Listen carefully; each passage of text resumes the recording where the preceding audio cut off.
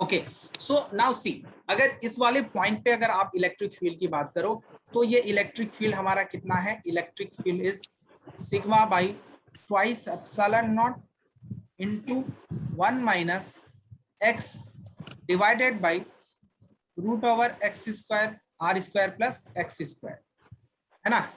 तो ये इसके अंदर है पूरा टर्म, इसके अंदर है पूरा टर्म। इसको मैं एक चीज और बताता हूँ याद रखने का तरीका। बेसिकली ये अगर आपको लग रहा है थोड़ा सा टफ है तो इसको याद रखने का मैं एक तरीका बता देता हूँ, ठीक है। कि देखो मान लो कि सपोज, है ना, ये देखो ये टर्म थोड़ा सा आपको लग रहा है कि थोड़ा टफ लग रहा है, लेकिन ये टफ है नहीं। सुनो, आपको ना गॉस लॉ जब मैं पढ़ाऊंगा तो गॉस लॉ में आपको और चीजें बहुत ही क्लियरली समझ में आएगी। कि मान लो कि यहाँ से हमारे पास ये थीटा है, सपोज दिस इज थीटा, ये एंगल थीटा है, तो थीटा तो कांस्टेंट है। अच्छा ये आर हो जाएगा, ये एक्स है, तो ये थीटा मैं लिख सकता हूँ कॉस थीटा। कॉस थीटा कितना हो जाएगा, x divided by root over r square plus x square. इसका मतलब ये टर्म कुछ नहीं है, ये टर्म कॉस थीटा का ही टर्म है। इलेक्ट्रिक फील्ड अगर आप लिखोगे तो sigma divided by twice epsilon not 1 minus ये कितना हो जाएगा कॉस थीटा, और एग्जैक्टली सेम रिजल्ट आपको मिलने वाला है जब मैं इलेक्ट्रिक फ्लक्स आपको पढ़ाऊंगा। तो यहाँ पे एक पॉइंट चार्ज रखेंगे तो इस डिस्क से कितना फ्लक्स पास करेगा, ये उसका रिजल्ट है बेसिकली।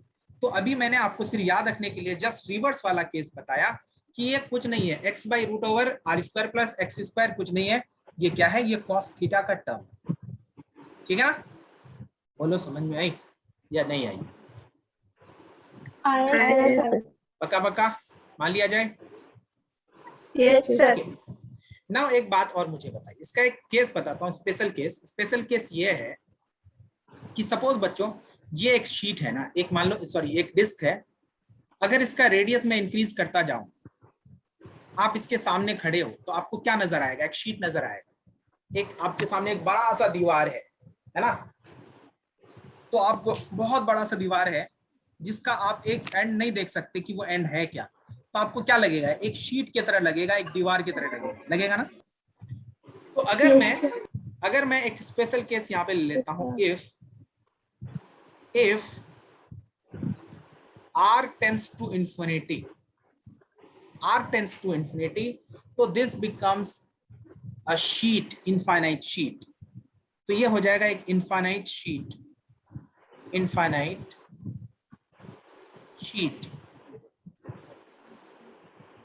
और एक इनफाइनाइट शीट के लिए अगर इलेक्ट्रिक फील्ड की बात करो तो ये इलेक्ट्रिक फील्ड हमारा कितना हो जाएगा, sigma by twice epsilon not and 1 minus x divided by root over r tends to infinity. Exactly तो नहीं है बट मैं पुट कर सकता हूँ यहाँ पे टेंस टू इन्फिनिटी, तो यहाँ पे इलेक्ट्रिक फील्ड कितना हो जाएगा, sigma by twice epsilon not. जब हम लोग यहाँ पे एक टर्म और मैं बताता हूँ आपको, जब हम लोग यहाँ पे गॉस लॉ पढ़ेंगे इलेक्ट्रोस्टैटिक सेकंड में, तो भी ये रिजल्ट आपको वहां पे मिलने वाला है।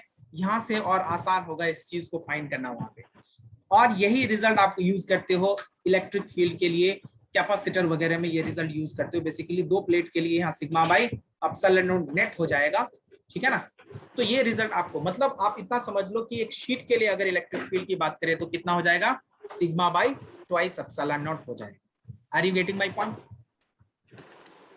हाँ बोलो, हाँ कहिए।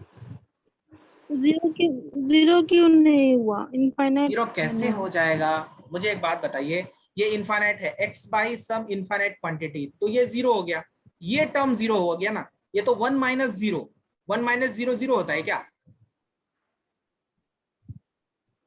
नहीं सर। हाँ सर, अब समझ में आ गया।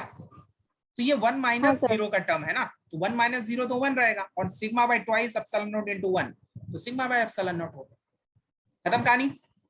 तो बच्चों ये है हमारा एक शीट के लिए या फिर एक डिस्क के लिए, this was for a disc. ये रिजल्ट आपको याद रखना है, दिस रिजल्ट इज इंपॉर्टेंट, इसका डेरिवेशन हमारे लिए कोई इंपॉर्टेंस नहीं रखता है। हालांकि अभी तक नीट वाले ने यहाँ से भी कोई क्वेश्चन नहीं पूछा है, बट स्टिल मैंने आपको ये चीज बता दिया, ओके। इसके बाद जो टर्म है, और एक टर्म है जिसको हम लोग ले लेते हैं, और इसको भी आपको याद रखना है, लेकिन इसका मैं पूरा डेरिवेशन आपको बताऊंगा गॉस लॉ में। हालांकि वही पढ़ाया जाता है बट यहाँ पे मैंने एक सीक्वेंस वाइज मैंने आपको बताया, दैट्स वाई इसका रिजल्ट मैं आपको बता देता हूँ। बेसिकली सबसे पहला हमने क्या देखा, एक पॉइंट चार्ज के लिए इलेक्ट्रिक फील्ड देखा, अगर इलेक्ट्रिक फील्ड की बात करो तो पॉइंट चार्ज के लिए इलेक्ट्रिक फील्ड देखा। फिर हमने लाइन चार्ज के लिए देखा, लाइन चार्ज में भी मैंने 2-3 टाइप की चीजों को हमने बताया, ठीक है ना, जिसमें हमने सेमी इनफाइनाइट देखा, फाइनाइट देखा, है ना, और इनफाइनाइट चार्ज के लिए देखा, फिर आर्क के लिए देखा, सेमी सर्कल के लिए देखा, सर्कल के लिए देखा, उसके बाद डिस्क के लिए हमने देखा, ठीक है ना, डिस्क के लिए भी ये सारी चीजें। अब जो लास्ट वाली चीज है इसमें जो हमें देखनी है इलेक्ट्रिक फील्ड का, हाँ कहिए सर, मतलब अगर आर इनफाइनाइट हो जाएगा तो इलेक्ट्रिक फील्ड हर एक एक्स के लिए सेम होगा। बिल्कुल, हाँ यही तो बात है। जैसे कैपेसिटर की हम बात करते हैं, किसी भी एक्स, वो एक्स पे डिपेंड ही नहीं करता। देखो आपको क्वेश्चन पूछा गया, नीट ने पूछा क्वेश्चन, या जेई ने अभी अभी क्वेश्चन पूछा है ना, कि इलेक्ट्रिक फील्ड अगर कैपेसिटर के बीच में, जो कैपेसिटर बनता है ना, 2 शीट से बनता है ना, 2 कंडक्टिंग शीट, अगर आप ये 2 शीट अगर ले लो, इसको शीट बना दिया और एक शीट और रख दिया, तो वो बन जाएगा आपका कैपेसिटर। मान लो एक शीट यहाँ रख दिया और एक शीट यहाँ रख दिया, तो ये बन गया एक कैपेसिटर। कैपेसिटर के 2 प्लेट्स के बीच, है ना, मान लो ये सिग्मा है हमारा, प्लस सिग्मा और ये माइनस सिग्मा, इसके वजह से फील्ड अगर देखो तो इधर कितना है, sigma by twice epsilon not, और इसके वजह से भी फील्ड देखो तो sigma by twice epsilon not, तो नेट इलेक्ट्रिक फील्ड कितना हो जाएगा, sigma by epsilon not.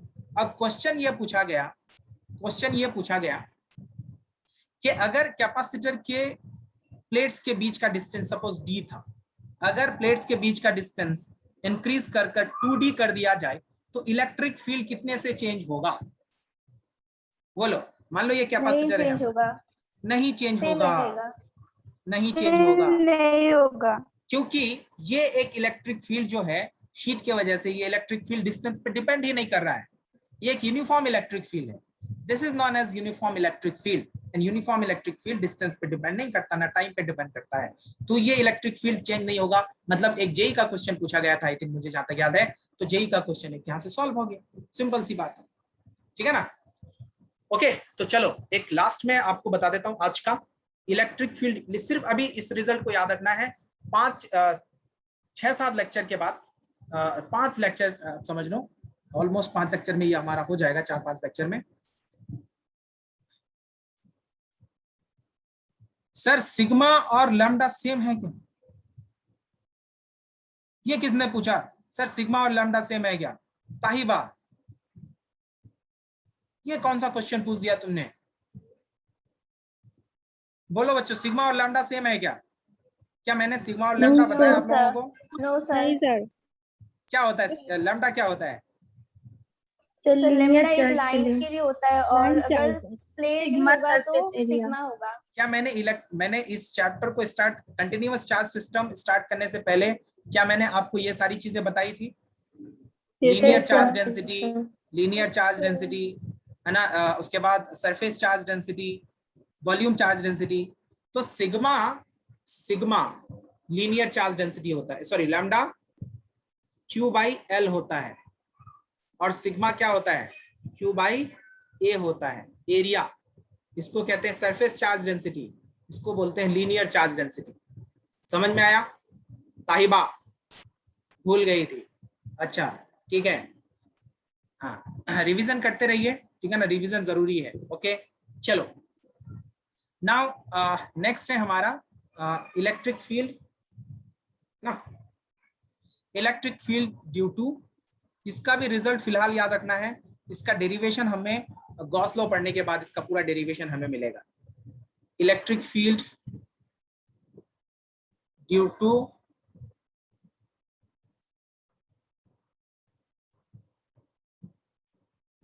A hollow sphere,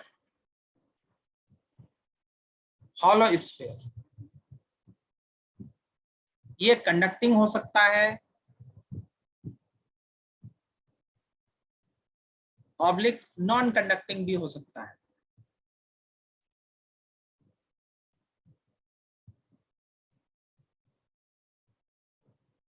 conducting as well as non conducting, दोनों हो सकता है।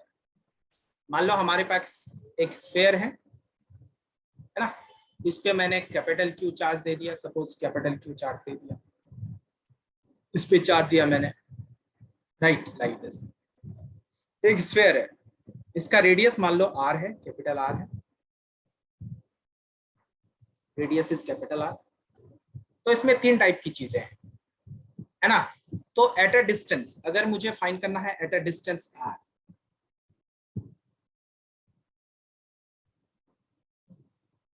Small r from centre,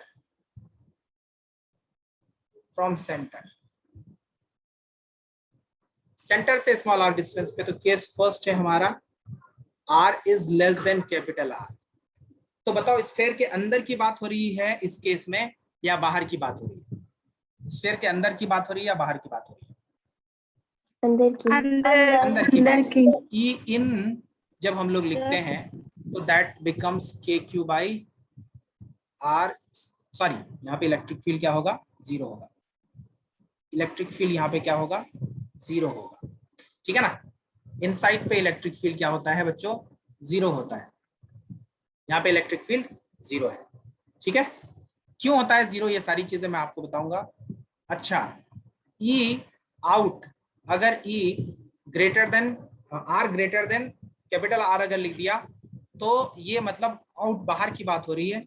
E out कितना हो जाएगा, ई आउट हो जाएगा के q divided by r square, ये है ई आउट, मतलब इसके बाहर हो जाएगा। Just like point charge, point charge की वजह से भी इसी टाइप का होता था, है ना।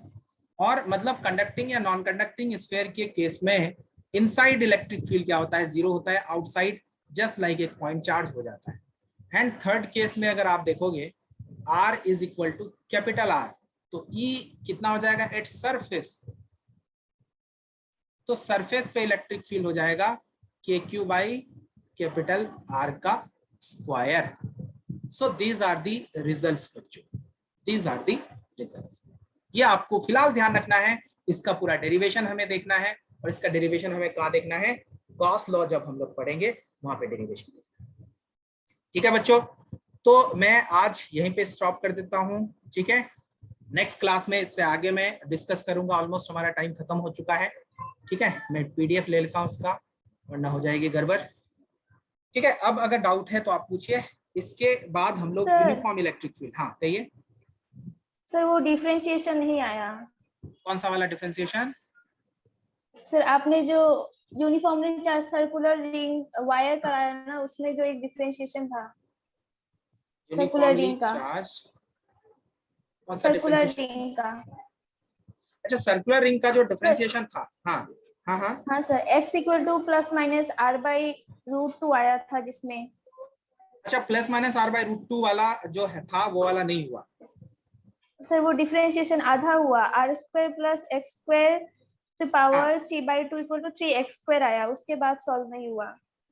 अच्छा ठीक है, मैं बता देता हूँ फिर वो डिफरेंशिएशन एक बार बता देता हूँ। चलो एक बार वो डिफरेंशिएशन देख लीजिए। इलेक्ट्रिक फील्ड हमारे पास कितना था, इलेक्ट्रिक फील्ड कितना था, चलो मैं एक बार बता देता हूँ जल्दी से। हाँ ठीक है, मैं बता देता हूँ, कोई बात नहीं। यहाँ पे इलेक्ट्रिक फील्ड कितना था, के q x divided by r square plus x square की पावर 3/2, यही था ना। अब इसको डिफरेंशिएट करना था, यस सर। इसको डिफरेंशिएट करना था, तो उसका डिफरेंशिएशन हमारा क्या होगा, d E by D x, right. तो पहले डीई बाई डी एक्स लिखो, एन इक्वल टू इसको क्या करना है, हमें 0 करना है, ठीक है ना। तो डीई बाई डी एक्स लिखना है, एन इक्वल टू 0 करना है। तो डीई बाई डी एक्स कितना हो जाएगा इसको, तो के क्यू तो हमारा कांस्टेंट है, ठीक है। तो डिफरेंशिएशन हमारा किसका होगा, इस वाले टर्म का। तो के क्यू को मैं रख देता हूं इधर, एंड इसका डिफरेंशिएशन हमारा कितना है, डी इंटू एक्स, इसका differentiation R square plus x square की power 3/2 and divided by D X, इसी का differentiation N equal to 0 put करना है, ठीक है। तो कुछ नहीं है यहाँ पे, किस क्या यूज करोगे यहाँ पे, क्या यूज करोगे, U by V method use करोगे, U by V method use करोगे, है ना। तो यू बाई वी मेथड जब यूज करोगे तो आपको क्या रखना है इसमें, v into D U by D X, है ना।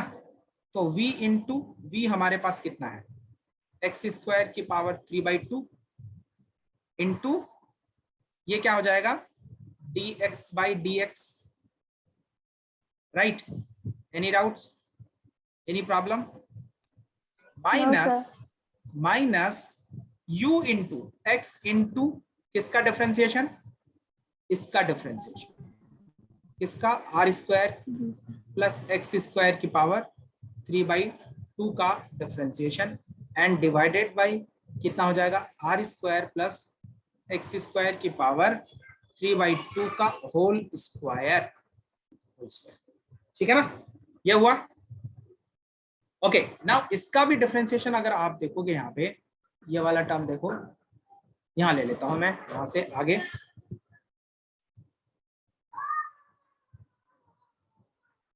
राइट। यहां अगर आप देखो इसका नेक्स्ट स्टेप, तो सर ये तो हमारा ये term equal to zero put किया, तो ये टर्म तो जीरो हो जाएगा, ये के क्यू और ये आर स्क्वायर कभी ये नेगेटिव हो नहीं सकता है, तो ये सारा टर्म जीरो हो जाएगा।